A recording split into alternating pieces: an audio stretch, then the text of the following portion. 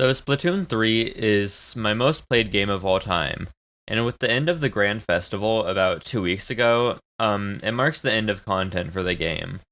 So I kind of wanted to just do like an unscripted video detailing my thoughts on Splatoon 3 in its entirety. Before we get to Splatoon 3 though, I kind of just want to start with like the series in its entirety. So like I've been a fan since the start. When I was 9 years old, I played the global test fire for Splatoon 1, and now I'm almost 19 playing Splatoon 3. And it's been a wild journey all around.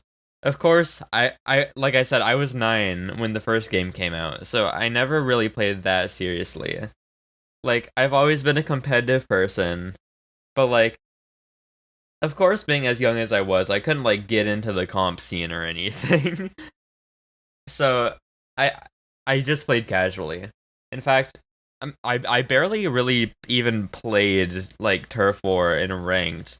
I kind of just stuck to story mode. I think I only got to like level 12, like uh in turf war. Like when the shutdown for the 3DS and Wii U servers started, like all that happened. I think I was only like C rank 20. Like I literally played like 2 games of Anarchy. Alright, got like 2 net wins in Anarchy. Or I guess it was just ranked back then. I got 2 net wins in ranked before the shutdown happened. And like beyond Splatoon 1, I have never even played Splatoon 2. I didn't get a Switch until like I didn't get a Switch until Christmas 2019, like well after the game came out. And like, I thought about asking for it like during quarantine because that's when like everyone got Splatoon 2 when nobody could do anything, but play games, be on the internet, all that stuff. But I never did ask, so I never got the game. I was still always invested in the community though. Like I watched a lot of like Fantastic, before all the drama stuff, obviously, and Jmoji and Failboat, and and Octoboy, all the Splatoon 2 icons. But yeah, I never played it myself. And it was kind of just like a passive interest. I wasn't like part of the community.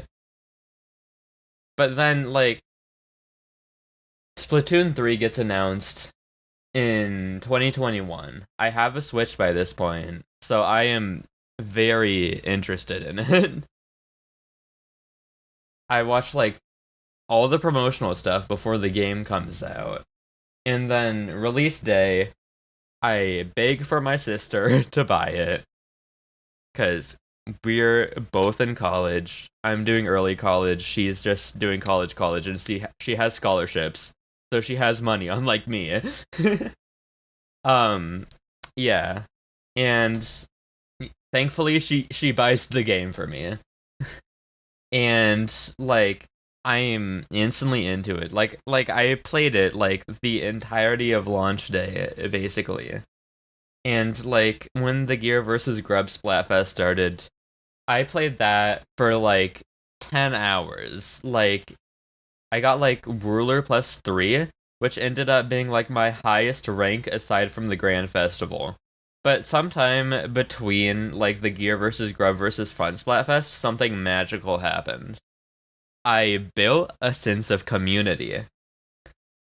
Akenstar and I, the guy, have been friends since like 3rd grade, and he's always been a huge Splatoon fanatic as well.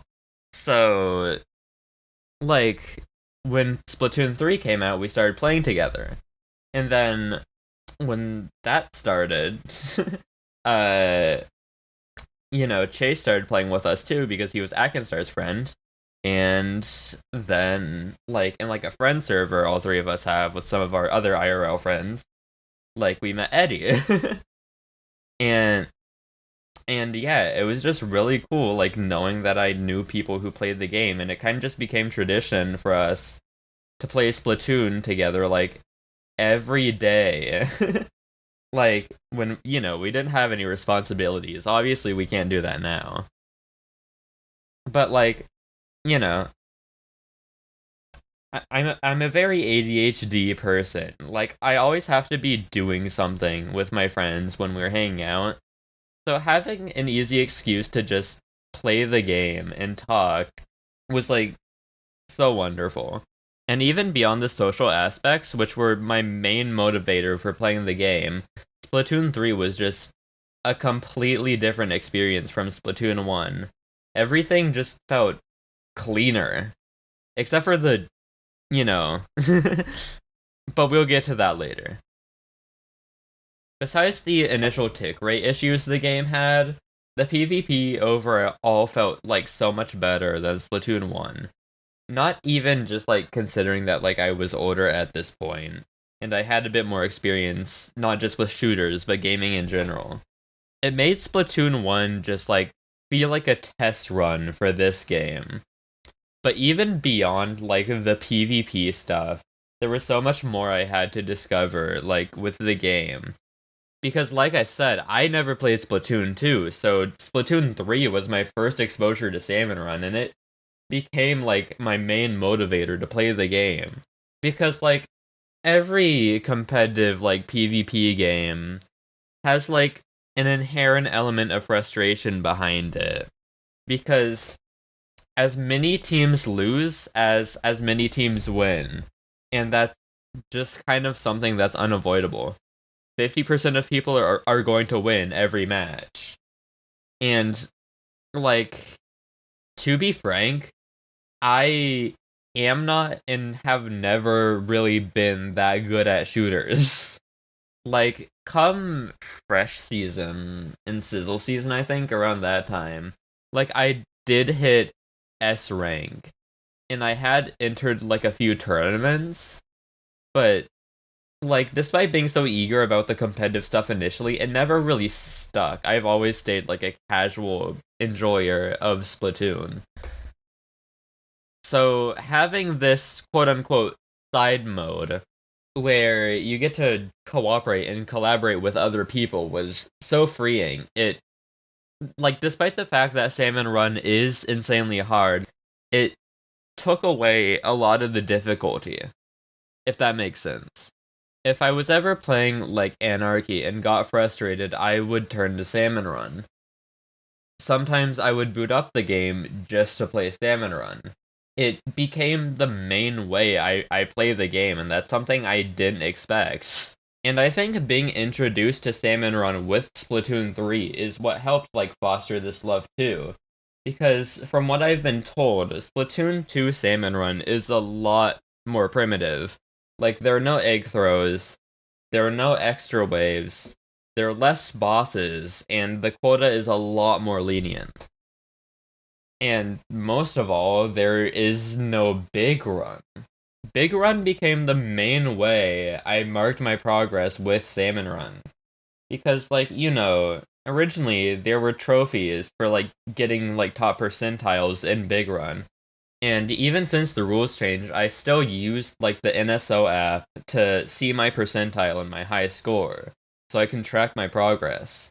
And seeing this huge improvement in my egg scores, both between Big Run and Anarchy Battle, has been a huge motivator. Like I said, in Splatoon 1, I never played ranked. I got to, like, C20. In Splatoon 3, I climbed all the way to S+, and even if, like I said, I'm a bad player, my highest power is, like, 1900. I still got to the highest rank, and it proves that I could get better if I really tried. As for Salmon Run, in my first game playing it, like during the first big run, I struggled to get EVP. My highest score was 74 eggs and a top rank of professional 40. In every single big run beyond Barnacle and Dime, I have gotten over double that, and hit EVP 999 on every map except for Eeltail Alley, which I still got HLM. Around this time, I also started a Twitter, so I got invested into the Splatoon community even more. Beyond the constant string of improvement and the social aspect of the game, it really seemed like Splatoon was going to be my community. And to an extent, it is, but this is also kind of where the cracks started to form. After I hit S plus and after I hit EVP 999, that's kind of it. I did everything the game wants me to do. I hit the top rank in both major modes. And, the Barnacle and Dime Big Run happened at the very start of the season. So, basically, for the last 9 months of the game's lifespan, I would have to set my own goals, be entirely self-motivated to play the game. And, this was also the time, school was starting to wrap up, and all my friends and I were becoming adults. So we had a lot more responsibilities to take care of. And, at this point, obviously, the honeymoon phase was over. Instead of my friends and I playing together, every day, it turned from every 2 days to every 3 days to every week, etc., etc. To the point where we only really got together for the Splatfest. Not even the big runs. Because, at this point, I had gone proficient at Salmon Run. While I haven't really tried for the gold badges in the normal stages, I had still gotten to 999 by myself multiple times, and I didn't really want to put that level of difficulty on my friends, so I was mostly playing Salmon Run and Big Run by myself. And playing by myself more and more, it felt more and more easy to get frustrated at the game. And I don't like being frustrated. I come from a family with anger issues. I don't want that to rub off on me. But of course it did. Autism and estrogen isn't a good mix when you're trying to handle your emotions well. There are so many things I've been feeling that I'm not used to feeling just in general, and it's been really hard to get a grip on. Yet I kept making myself play the game. Because when I first started playing, I promised myself to finish every catalog and get ruler in every Splatfest. And like I said, Splatfest kind of became an opportunity to talk to my friends, because we had been playing together less and less. Beyond that even, Splatfests aren't even particularly well designed, especially with the 3-team format.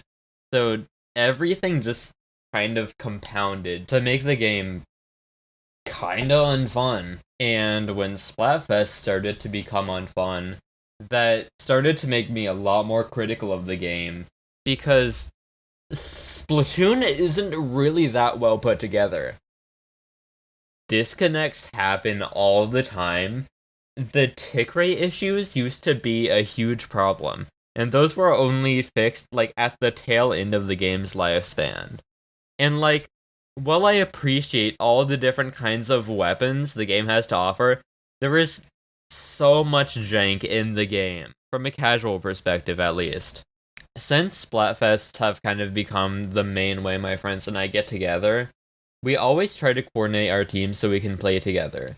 So all this really hit ahead with the Instrument Splatfest, where we accidentally chose different teams, and I could barely get myself to play the game. I still fulfilled my promise, but just barely.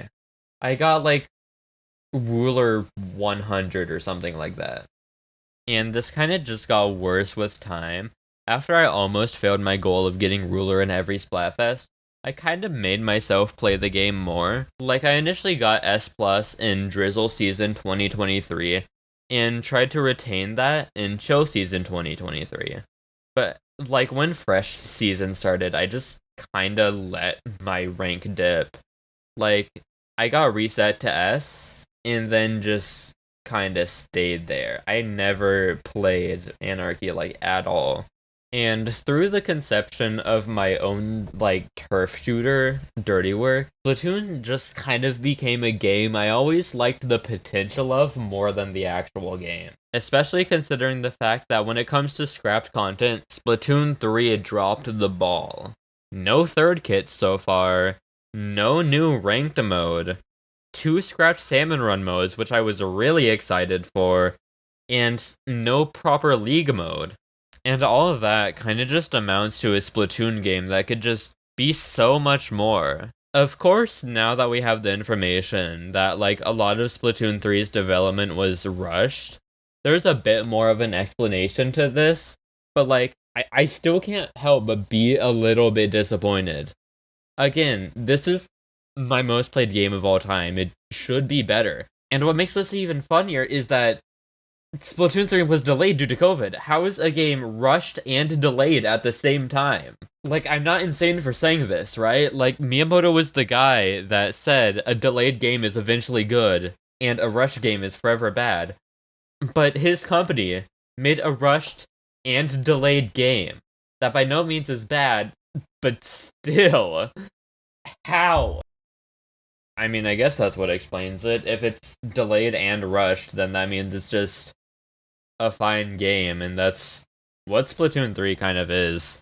Like I said, like earlier in the video, that like Splatoon 1 felt like a test run for this game, but like Splatoon 3 feels like the beta of an even larger game.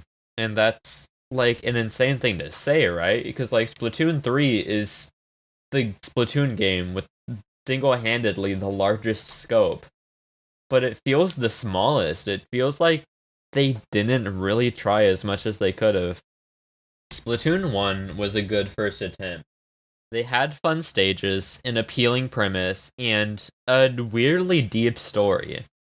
Splatoon 2, despite being a very bad game competitively, still refined a lot from the first game. And from a casual perspective, they introduced the shifty stations and a larger story with Octo expansion. Not to mention Salmon Run, like I've talked about before.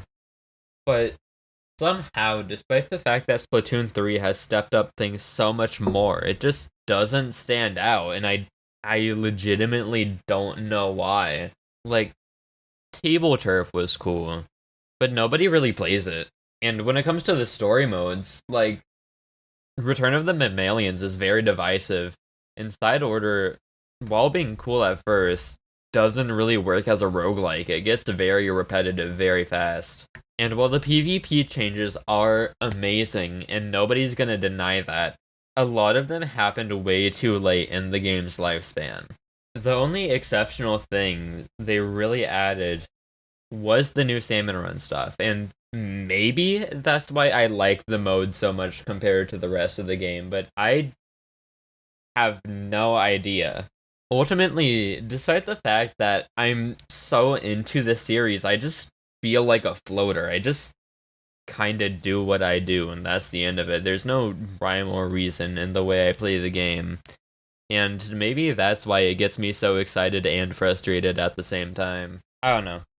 Despite all this, I do like Splatoon 3. I wouldn't play it as much as I do if I didn't like it. But there's just so much that can be better. Like, everyone's talked about it, but Splatoon 4 really needs custom kits.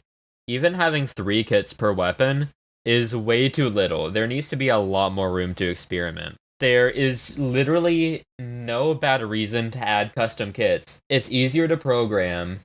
It's better for casual players because there's more room to experiment. And it's better for competitive players because there are more options.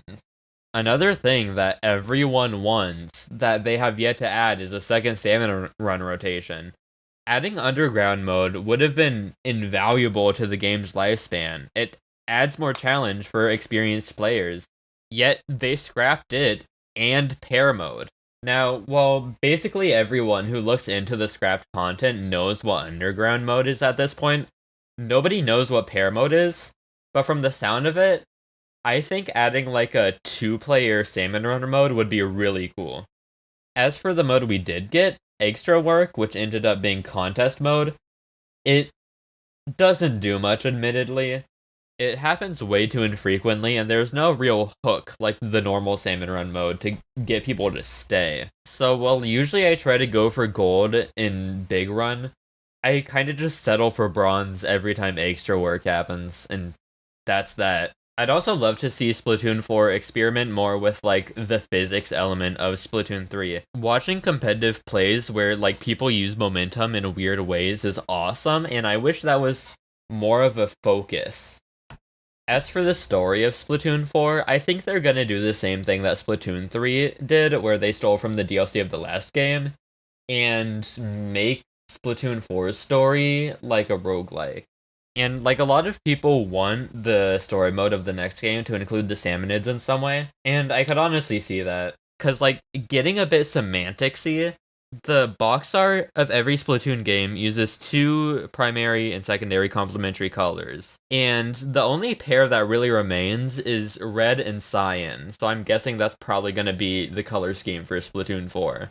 And, like Pokemon, like red and cyan as a color pair is kind of used a lot for like a land versus sea aesthetic, and I could see that connecting to, like the Inklings versus the Salmonids. Maybe that's reaching a bit. It's probably reaching a bit, but I think it would be cool. I don't know. What I'm saying is Splatoon has a lot of potential as a franchise, and it's both something I'm trying to realize with my turf shooter, and I hope it's something the actual series, like, embraces a little bit more moving forward. Because, dude, no matter how much negativity has been in this and the last section, Splatoon is so fun. As I keep reiterating, it would not be my most played game of all time if it was not fun. The game has not just transformed me as a player, but like as a person. This has been my thing for like 2 years. I just hope it can stay that way. But like as it stands, like I've just been so tired of actually playing Splatoon, the game itself. I haven't picked it up since the Grand Festival because I've done everything I want to do with the game. I've hit S plus, EVP 999. I've completed my goal of getting every catalog and ruler in every Splatfest. Hell, I hit +5 in the Grand Festival. So everything I do with the game now is brought through my own determination. And it's hard to be determined when there's so much jank with the game. But ultimately, I will keep trekking on with the game because I still have plans and I have gotten a lot better at stopping myself from being frustrated with the game. So I just guess I'll keep doing what I do and keep floating because I'm a water baby. Floating around is fun for me.